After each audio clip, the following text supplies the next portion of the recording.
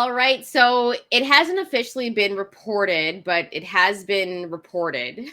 Right? That's the thing. It's not official yet, but it's been officially reported, if that makes any sense. Yeah. So Canelo is going to be defending his super middleweight titles against undisputed champion as well, Jermell Charlo. It's the first time two reigning undisputed champions are going to be fighting each other in the four belt era. Of course, Jermell Charlo is going to be coming up two weight classes for this one. And Bryan, it kind of poses the question that, of course, this is going to be a massive fight because it's a Charlo brother, a Canelo who likes to fight in September. This fight is going to be later in the month as it is being reported.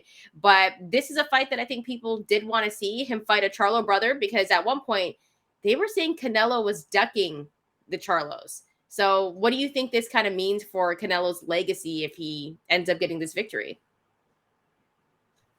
I think that, first of all, if Canelo Alvarez doesn't win this fight, then I'm gonna have a lot of questions because we already came away from the John Ryder fight like, start putting two and two together. 18 years as a pro, on the other side of 30. I believe is gonna be 33 in July this month, if I'm not mistaken. And Canelo Alvarez not quite as dominant in recent performances as he had been previously. It just is what it is.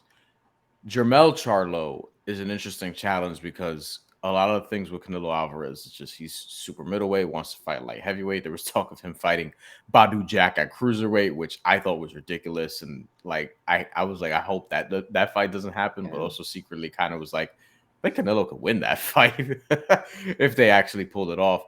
Jermell Charlo, I mean, among other things, this is ballsy of him to do this. We talked about Jermall Charlo potentially being in this seat, and that probably made a lot more sense just, realistically, right? As a middleweight moving up to super middleweight, but he hadn't fought in 2 years. And by the time the fight would roll around in September, it will be well over 2 years. And to step in off of a layoff against Canelo Alvarez, I don't think that's what you want to do. But if Jermall wants to fight him next year, so be it. Just have a fight before that, right? Have some sort of a of competition before that. But Jermell Charlo most recently fought against Brian Yes. Castano, and that was in May of 2022. Very, very good fight. Very good Yeah, fight. yeah, and they fought twice. He knocked him out the second time.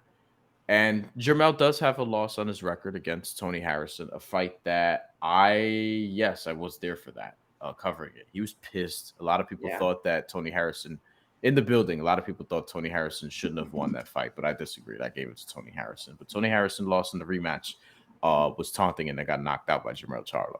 So I think this is fascinating. Like, I can't wait because I'm excited to see any Charlo brother return to the ring because it's been so long. And Canelo Alvarez versus Jermell Charlo or Jermall Charlo, this has been sort of a possibility. Like you and I have talked about wanting to see this for years at this point Yes. because there's been talks about it, and there was rumors about uh, Canelo Alvarez potentially fighting Jermall Charlo ahead of the Dimitri Bivol fight. That didn't happen. So finally seeing a Charlo in the ring. I think Canelo Alvarez is going to be a betting favorite because of the size and the recent activity and things of that nature. But hey, I mean, John Ryder pushed Canelo Alvarez a little bit, and Jermell Charlo's a lot better than that, is he not? He's a lot better than that. And we were kind of saying that when we thought that Canelo was going to be fighting Jermall.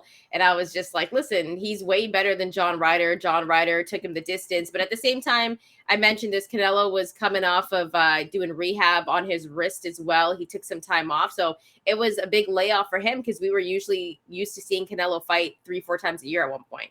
We were getting spoiled with seeing Canelo. So he had a little bit of a layoff, but I think this is a blockbuster fight. I think it's going to do crazy pay-per-view numbers. And I know that Jermell is coming up 2 weight classes. So that's the only thing. It's like coming up 2 weight classes and then facing Canelo Alvarez. That's no joke. But I do think that this is not going to be a fight where Canelo just, rolls over him. I think this is going to be highly competitive. And we know how good Jermell is. And you talked about that Castellano fight. I mean, those 2 fights, very, very good, but it was really nice to see Jermell kind of quiet the haters because I know in the first fight, a lot of people were like, Castellano really did work on him. So it was one of those fights where there were a lot of questions about Jermell coming into that one. But this is a fight where, you know, for the first time ever in the 4-belt era, we're seeing 2 undisputed champions go at it, which is wild. And I'm excited for this fight because I think the one knock on Canelo has always been that people think he's kind of handpicked his resume as well. Like they say that about Yeah. him, right? Yeah, that's said I know about him. I know they say that about Money Mayweather as well, but they kind of say Canelo kind of handpicks guys and who he wants to fight and how he ducked Charlo. But if he's able to beat Jermell and then take on Jermall later on and then beat Jermall, I don't think you can ever say anything about him. Even with that loss to Bivol, even if he doesn't ever avenge that loss, I don't think there's much you can say about him because he's fought everybody. You know, you look at his resume and you look at his losses, it's like you got Floyd Money Mayweather. Canelo fought him when he was really, really young. I think he was like 23 years old or something like that when he fought Floyd. And now you got a guy like Dimitri Bivol.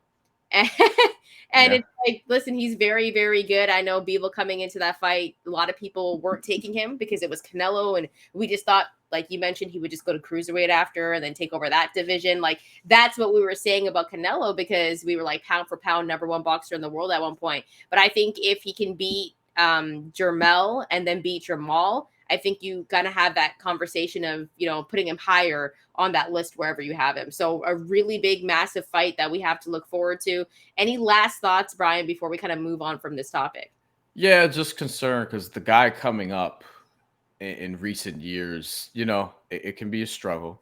I mentioned Kell Brook and Gennady Golovkin. That's one, it was shocking that Kell Brook was like, all right, cool. Got the welterweight title. Gonna move up 2 weight classes now and challenge the middleweight kingpin, Gennady Golovkin, who he actually looked good against in the first few rounds before Gennady Golovkin busted his eye open. Yeah. And Never the same after that. yeah, because then he fought Errol Spence, and Errol Spence did a number on him. I think that was in the UK, and yeah, lost his welterweight title and was just never sort of the same Kell Brook after that. And around the same time, because this is when we thought we were going to get Kell Brook versus Amir Khan. Amir Khan decides to move up and it's like, all right, cool. Then I'm going to move up and fight Canelo Alvarez. And we've all seen that knockout. One of the best ones, one of the Yeah, best ones you'll classic. probably ever see. And Amir Khan wasn't the same after that. Probably wasn't also the same after losing to Bradis Prescott the very first time, his very first defeat. But, you know, I don't think Jermell is going to suffer that same fate where he's just sort of dispatched in 6 rounds or embarrassed in a one-shot Oh. KO because I think he's too good for that. But this is a long layoff. It'll be 14 months, or actually, no, it'll be 16 months from May of last year to September of this year when he'll be fighting, right? A 16-month gap, and you go from Brian Castano to Canelo Alvarez. And I just think that's going to be perhaps too big of a jump. We'll see when the odds come out. I think Canelo's going to be a decent favorite, though. Yeah, I do as well. And you kind of mentioned it when you were talking right there about how he's kind of moving up in weight. And a lot of eyes are going to be on Jermell in this fight to kind of see what he does in this fight. But I Mhm. think the blueprint is Bivol. Like how Bivol was able to move around the ring. Not saying that Jermell and Bivol Yeah, I are was the going to say, same. you think he could do that? No, but I do think that in order for Jermell to win, he has to knock him out because I don't think he's going to win on the scorecards. Oh, I don't think he's going to knock out Canelo Alvarez, though. Exactly. So Yeah. that's why I don't think he's going to win this fight because I think in order for him to win, he has to knock him out because I just don't see him beating him on the scorecards. Do you think, though, and we'll end it here after this, do you think that, because I mentioned this about Terrence Crawford and potentially Shakur Stevenson being one of these dudes that, you know, because people say, oh, your power goes as you move up in weight. But for some guys like Terrence Crawford, Yeah. he's knocked out all his welterweight opponents. Shakur Stevenson, we saw how he looked at a lightweight. One fight, so TBD. But do you think the lack of a weight cut is going to potentially benefit Jermell Charlo in this fight? I do. And if you just look at size and stature, Canelo's not that big of a dude, right? No, not for super middleweight. No. Yeah, he's always kind of the smaller guy. So I do think that's going to play into this fight, and that's going to be one of Charlo's assets where he has kind of the upper hand because you know he's going to get big. But I just think skill set wise, Canelo is going to win this fight. Yeah. I think it's going to be hard because you're moving up 2 weight classes and then you're fighting one of the best boxers of this era. Like, that's no joke. I mean, props to Jermell. He's not scared. I think he's going to take this challenge and he's going to get a massive payday.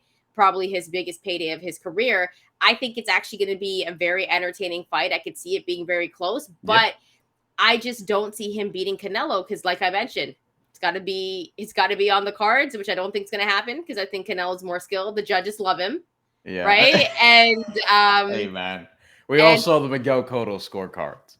And we also the Gennady Golovkin scorecards too in that first fight, right? Like, let's talk about it. But and the one Canelo scorecard and the Arasani law. Yeah. So the judges love him, and so I just think for Mel to win, he's got to knock him out, and no one's done that before ever. No, and I don't think he's gonna be the first guy to do it. But here's the thing: there's a chance because we're kind of seeing Canelo, I guess, father time kind of catch up to him because he's not looking like the guy he was before. Because if we see the Canelo that we saw against John Ryder, I'm like, Mel might have a chance here. I mean, not to knock him out, but I'm just saying there's that possibility because Jermell does have power.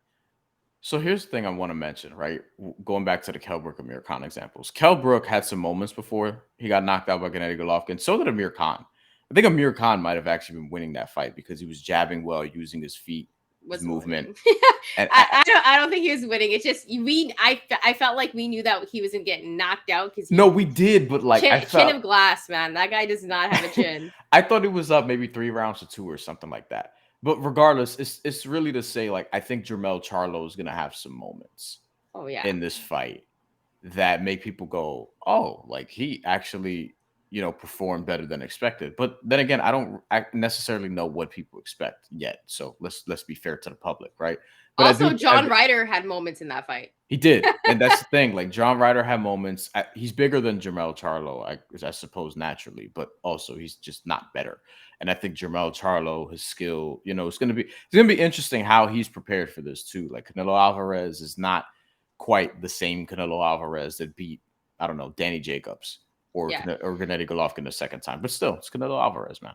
But at the same time, he's only 33 years old. He's fought a lot, but like boxing years, Canelo's like 90 years old. Yeah. Right? So 18-year career so far. Like, it's absolutely crazy what he's done. So here at the Mandatory, we want to know your thoughts. Who are you rocking with in this fight? Are you rolling with Canelo Alvarez? Are you going with Jermell Charlo, the underdog? Let us know. Yeah. Also, if you like the content, if you're watching it on YouTube, hit that like and subscribe button. We do appreciate you. If you're listening to this on the audio side, you can find us wherever you get audio. Hit that 5-star, leave a rate and review. We appreciate you. And thank you so much for rocking with us. Make sure to leave some comments and follow us on our social media platforms as well. We're at the Mandatory TKO, Twitter, IG, and TikTok. We'll be with you some more with some betting because it's a crazy fight week. Lots to get to. So stay tuned for all that betting.